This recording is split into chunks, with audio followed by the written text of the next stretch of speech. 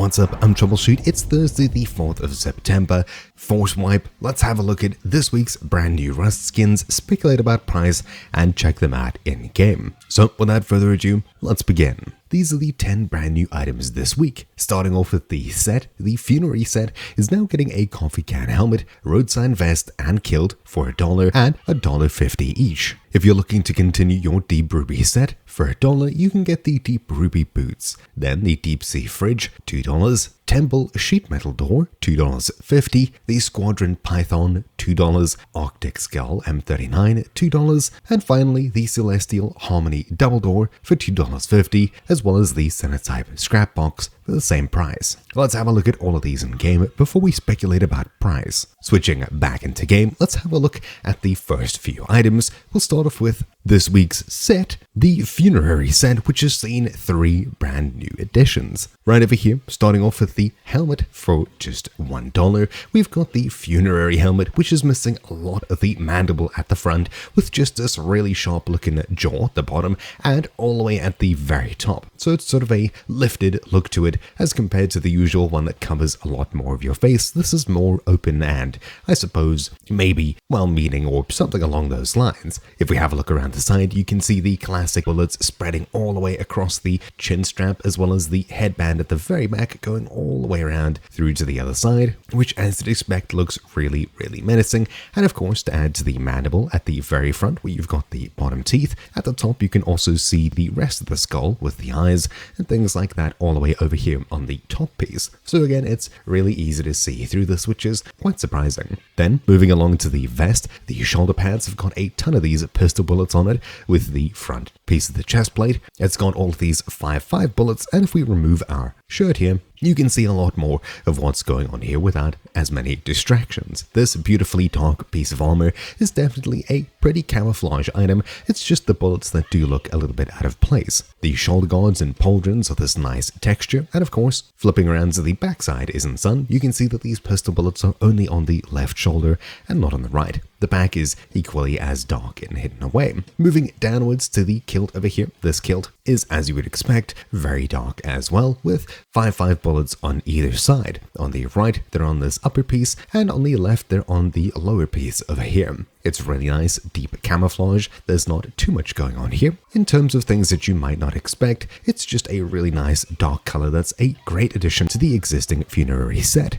Not to mention this visible spine and ribcage, which makes it look really menacing. If we move further down, we've got the Deep Ruby boots. These, of course, are not my favorite. As you'll know, I am definitely not a fan of the Deep Ruby set, but if you're collecting it so far, this is, of course, a fantastic addition to it, as it's just pretty much exactly the same color and texture as the rest of the set. There's nothing too crazy going on here, at least from first glance. It's got the same purpley, reddy, bluey colors, which, if you like them, hey, great. If you don't, unfortunately, I'll be skipping it this week, but do let me know what you think down below. Moving on from wearables and onto buildables this week, starting off at the top, we've got this over here, which is the Sinotype Scrap box, and as I'd expect, this beautiful addition to the Sinotype set has Scrap written in this really unique font on the side, and of course, if you're a fan of the set this far, this is just yet another addition, reskin or recolor based on the rest of the set. If you like it so far, obviously you'll be picking this one up to help complete your set, as everything here seems to be doing relatively well, but we'll cover that in the speculation section. Overall, these beautiful neon lights should help add to the overall color and look of your base,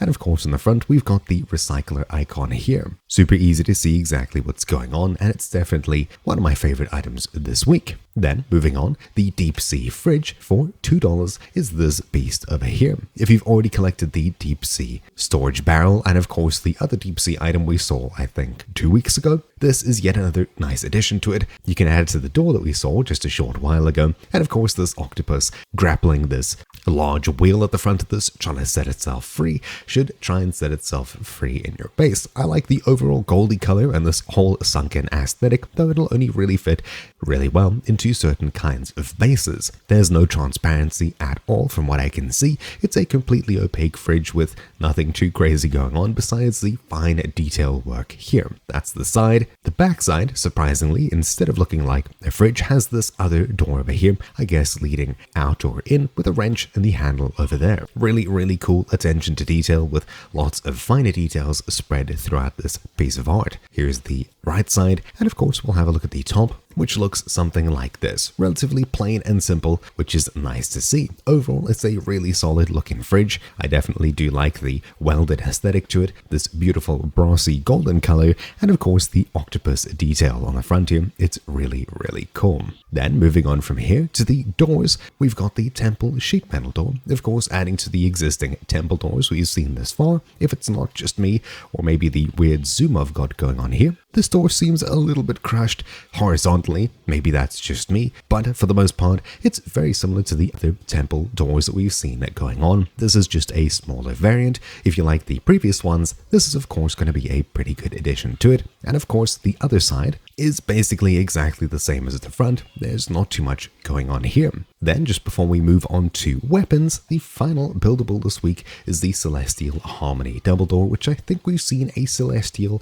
door of some sorts in the previous few weeks, or at least something that looks something similar to this. I think it was maybe a single wooden door. I'm not entirely too sure, but this, I would say, childlike aesthetic is a different art style, and of course aesthetic to a lot of the other skins that we've seen in Rust. On the front, it's a sun and moon intertwined, as you can see, and of course on the back side, we've got the sun and moon intertwined, just in a slightly different way. I definitely much prefer this backside and how it looks compared to the front, but that's just me. This does actually look pretty cool. The front side is not my favorite in my opinion. If we quickly flick over to nighttime, you can see that the backside of this door has both the sun, moon, and stars glowing, as well as some general illumination, and of course the front side as well. You can see the sun and moon glowing once more over here. Obviously, the Aztec door is glowing as well. We've seen the garage door and a couple of other doors as well, but the fridge in the center here doesn't have any emissions of any kind. Then this Sinotype Scrap box, obviously as you'd expect, has the usual glow to it, and it appears very similarly, if not exactly identical to the other Sinotype boxes that we've seen. As for the armor, of course, you can barely see me standing over here, which means that everything that I've got equipped has basically no emissions at all. It's completely dark, and you'll hide in the dark as well. That covers the Funerary Helmet, Kilt, Vest, and of course the Deep Ruby boots as well. So yeah, very well hidden. Flicking back over to daytime, we've got two more items to look at, and they are the Squadron Python for just $2. This pretty looking Python skin, of course, is very fierce. I definitely do like the simple military looking paint job and aesthetic going on here. The colors really do look really sweet. There's nothing too crazy that pops about this, except for maybe the orange nerve colored iron sights at the very top, which we'll have a look at in just a moment, but overall it's a really clean looking military factory new type skin. As for the other side, it's basically exactly the same, except we've got this maybe Air Force or something insignia on the barrel here. If we have a look in first person, this is definitely a really sweet looking Python. I definitely really am a big fan of how this thing looks. And of course, if we look down the iron sight, the beautiful orange iron sight is really easy to see. If we flick over to nighttime here, there's nothing too crazy going on here. It's pretty difficult to see what's going on, although of course the storm, which I'm not too sure why is happening, doesn't help with that at all. From there, we've got the Arctic Skull M39. This over here, beautiful beast, features this chrome fade kind of barrel at the very front with this black and white skull and ashy bones kind of look. That definitely does look really clean, especially the front fade going on here. I'm not too much of a fan of the charcoaly type texture or woody type texture that we've got going on over most of the body here, but the skull and spine do look pretty cool here, I definitely must say. And of course, the front barrel, as I've made painfully apparent. Overall, I'm not a huge fan of how the majority of the skin comes together in terms of the stocks that cover most of it, but of course, you might fancy them and I might not completely like them. But yeah, overall it's not a terrible looking skin. It's not exactly white out, but it's definitely not the darkest and it's not the brightest that we've seen. Scoping in, you can see this iron sight has the same fade type look to it, really clean. And if we compare to the default items, which is this one here, I don't think anything is missing at all. Yep, not too much really. Overall, pretty clean looking, and of course, here is your nighttime view once more, in case you're curious about what this looks like. Nothing too crazy here either. But yeah, with that, we've covered all of this week's brand new items in game. Let's quickly have a look at them online to speculate about price and where things might go in the future. But just before we do, always remember, as usual, this is just a broad speculation with nothing set in stone. I'm just making some wild guesses here based on previous skins and of course my personal likings. So of course, if you're hoping to buy skins for a profit, rather buy them to play with them. And of course, if you're hoping to flip them for a profit in the future, do your own research. This is just some wild guesstimation work and throwing some ideas out there. But yeah, let's get into it. So having a look at this week's items on Rust Hub over here, you can see these 10 brand new items here that went on sale just a few hours ago or minutes ago.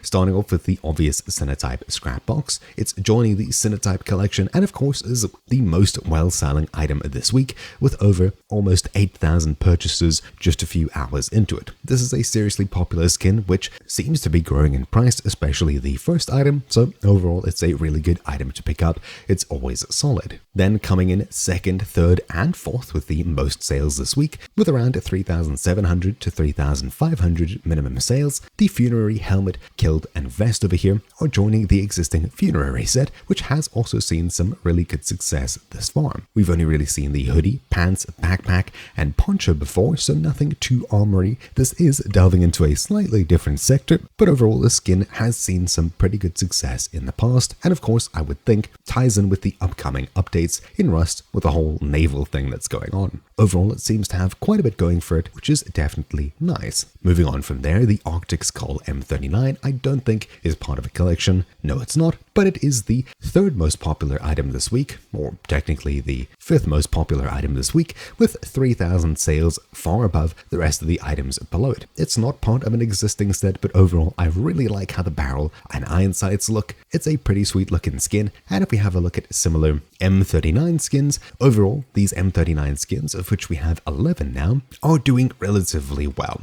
Some of them have over doubled in price, and other ones not so much. There's 3 of them that have lost quite a bit of value, the Apocalypse Nomad, Tempered M39, and the Skull Seeker over here, which seems to mean that things are pretty good looking for M39s, at least with so few available. Overall, if this sells similarly to these previous items, I would expect it to do maybe somewhat well, and it is the most white out M39 we've seen this far, but it's definitely not completely white out. Then from here, the Temple Sheet Metal Door has sold quite a few less than the previous item with over 1,950, and it is joining the other Temple items which we've seen previously, which were the Satchel and Garage Door here. Neither of them have done too well, and I don't see this one being very different. The Squadron Python, with 2,200 subscribers, isn't joining a Squadron set, I don't think. Yep, it's definitely not, but overall it is a really clean looking military type skin, which if we have a look at similar Pythons available right now, yeah, most of these don't seem to be doing too well at all, which is definitely not a very good sign. The only one that broke the mold was the Blackout Python, and it's straight back to red across the board.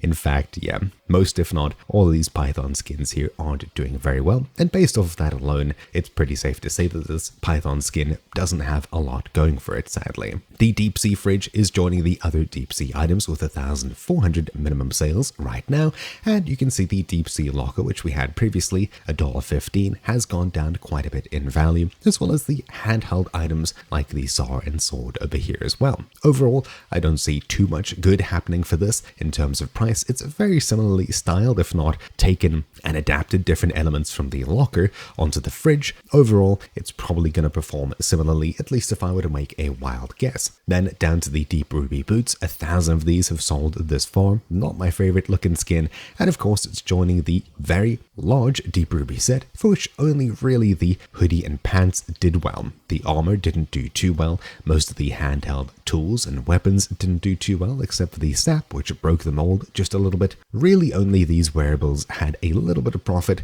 and I would assume these boots are probably going to follow along in the same path of the hoodie, pants, and gloves over here, but again, it's very tough to tell, and it's not my favorite kind of skin. The road sign set over here didn't do too well at all, but I do think this falls into the category of the base skins here, and of course, maybe the metal skins that we'll obviously be getting at some stage in the future will do a bit better, but for now at least, yeah, it's a no from me in terms of looks, but do let me know if you're going to be purchasing it down below. Finally, the Celestial Harmony Double Door is the least well-selling item this week, with just under 1,000 sales, and as you'd expect, there isn't another Celestial Harmony type door, but it does look somewhat similar to the door for hope that we saw before and things like that. We've seen a couple of similar looking wood doors, which if we filter for here, the wooden double doors, yeah, the hope for the day door obviously came from the Twitch drops, which you could purchase there, but overall these wooden doors aren't doing too well. I do think we have more than just these wooden doors here. I'm not sure why more aren't showing on this website, but for the most part